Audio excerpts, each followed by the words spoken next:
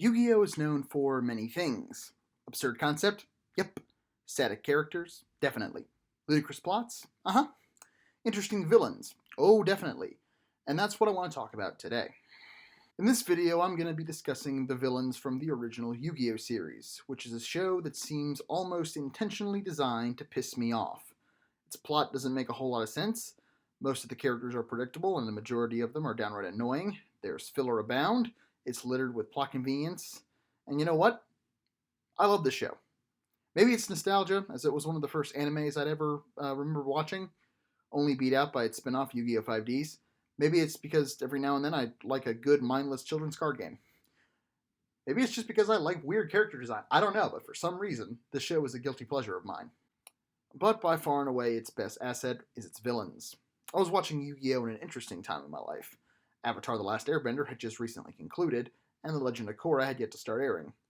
Other than Avatar, most antagonists I was exposed to at the time were one-note mustache-twirling villains, with a couple of exceptions, but for the most part they were all pretty terrible.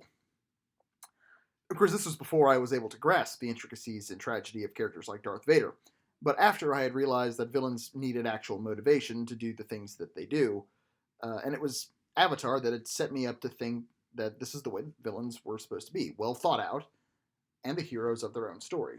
So, Yu-Gi-Oh! Comes into my life and introduces me to a plethora of villains. Some I liked, some I hated. But I could appreciate all their motivations, and I understood why they did what they did. By the way, I'm talking about major villains here, not one-off villains like Johnny Steps or Bones. Those are some of the worst one-note characters ever to exist, and are pretty much only there to get defeated in pretty uh, amusing and comical ways. Watch the Bones Bakura duel if you haven't. You will probably quite enjoy it. Anyway, the villains I'm talking about were Pegasus, Merrick, Noah Kaiba, Darts, Siegfried, and to this day, one of my favorite antagonists in anything, Bakura. Now, did I like all of these villains? Oh, heck no. I hated Noah Kaiba with a passion, and to a certain extent, I still do. I was lukewarm on Darts, and I didn't understand Siegfried's point at all. But upon recollection, I have to admit, when it came to the characters themselves, barring the ridiculous, ludicrous plots that they were involved in, because those three plots, which are the three big filler arcs in the show, make no sense at all. But looking just at the characters themselves, they did a darn good job writing them. All of them are relatable, or at least done in a way that the audience can empathize with them. Pegasus wants to be with his wife. Merrick, the good Merrick, not Yami. I've done a whole video talking about Yami Merrick already. If you haven't seen that, go watch that. I'm talking about regular Merrick. Wants to live his own life instead of following in his abusive father's footsteps. Noah Kaiba felt as if he was being replaced by his father and wants to prove to his father that he is a worthy son. Darts was corrupted by the same evil that corrupted his people and became something he wasn't. Siegfried watched as his rival tore his livelihood apart, and Bakura, perhaps the most evil of them all, has the most tragic backstory. He watched the Pharaoh's army slaughter and sacrifice his entire village to forge the Millennium Items when he was a child. That's bound to mess anyone up. And the reason I like these characters in general is because I can relate to them.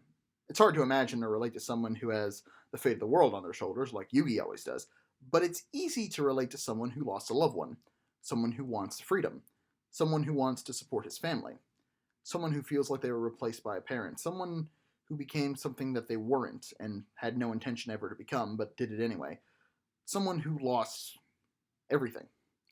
In that way, these characters are more relatable than Yugi or Kaiba or any of the other people in the show. And I should point out, it's not just main antagonists. A lot of the secondary antagonists are the same way.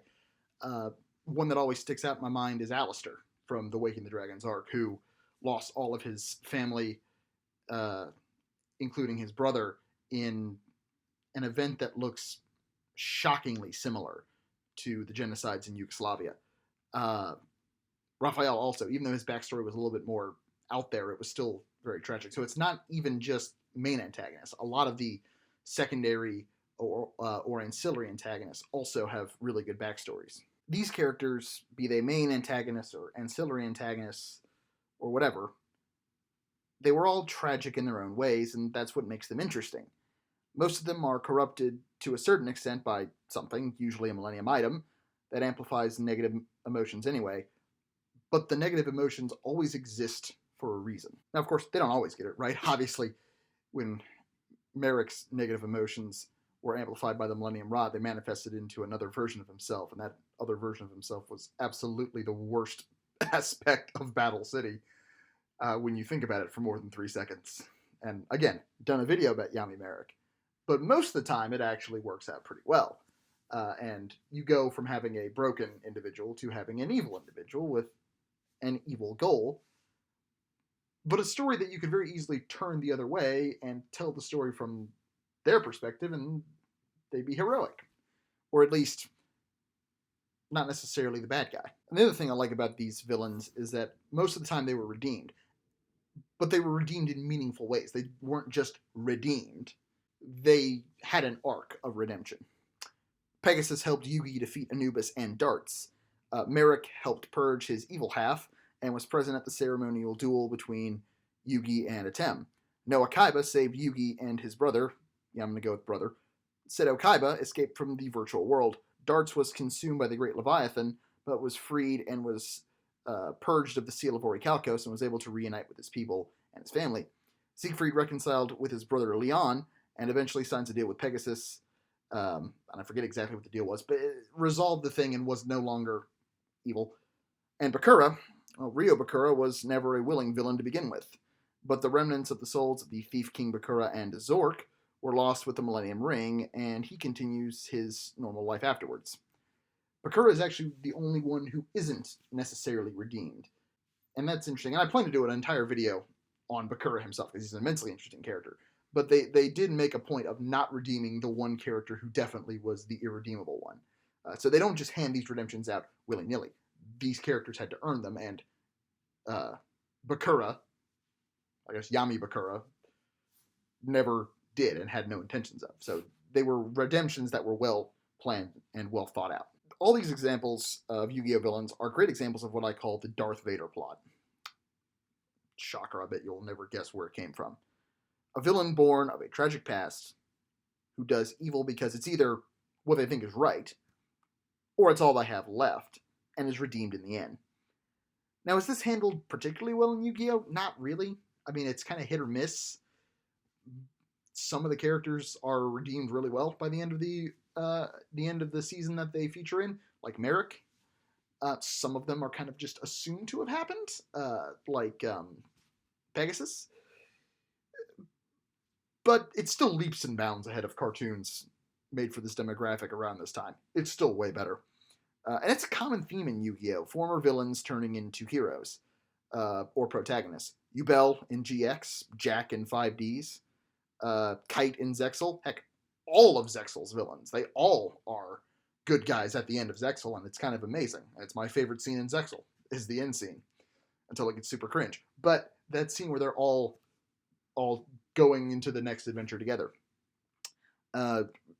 Most of the Yu-Gi-Oh! Villains are redeemable, and have been redeemed if it fits the plot, and they continue to play meaningful parts in the story as a whole.